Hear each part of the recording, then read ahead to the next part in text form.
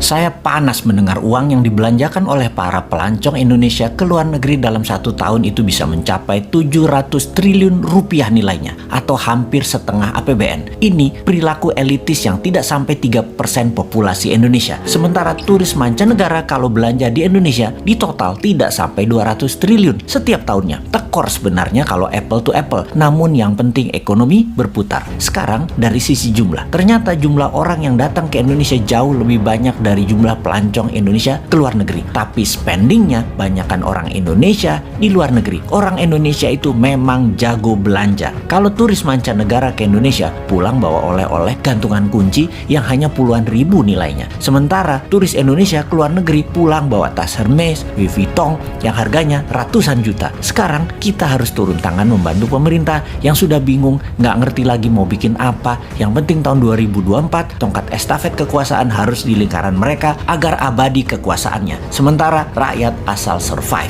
Toh rakyat sudah pinter, otopilot semua cari makannya. Bagaimana membantunya? Nah, ini bedanya New Mind dengan oposisi pengkritik yang bisanya oposisi itu lihat kejelekan pemerintah, tetapi nggak tahu juga solusinya apa. Kalaupun ada solusinya, hanya normatif. Kita lompat sebentar keluar topik, nanti balik lagi memutar ekonomi wisata agar tidak keluar negeri. Saat ini di media-media juga orang-orang di tempat tongkrongan membicarakan 2024 siapa presiden dan wapresnya Indonesia. Maka banyak nama digadang-gadang. Nama-nama itu modalnya gampang. Bayar aja lembaga survei untuk memasukkan nama mereka, walaupun mereka hanya 1 di antara 10 orang. Pokoknya masuk aja nama mereka dulu. Lalu mulai dibangun citra mereka masing-masing. Yang hebatnya, siapapun mereka itu, tanya satu hal. Konsep bernegaranya apa ketika nanti mereka memimpin negara? Maka jawaban mereka pasti normatif. Pasti umum-umum saja. Seperti stop impor, stop hutang, pro UKM, dan lain sebagainya. Dan faktanya nanti ketika menjabat, semuanya tidak bisa dijalankan karena tidak tahu bagaimana caranya. Mereka semua itu hanya manuver politik dan di otaknya hanya bagaimana menjadi populer dan bagaimana menang mendapatkan kursi di 2024. Mek ngono tok. Hebatnya adalah narasinya bisa membuat rakyat percaya.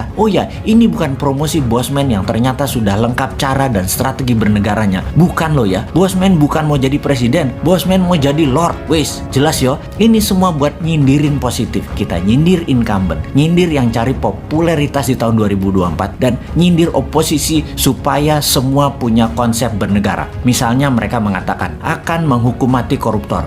Itu Bosman sudah usulkan. Cari lain lagi. Pajak diturunkan.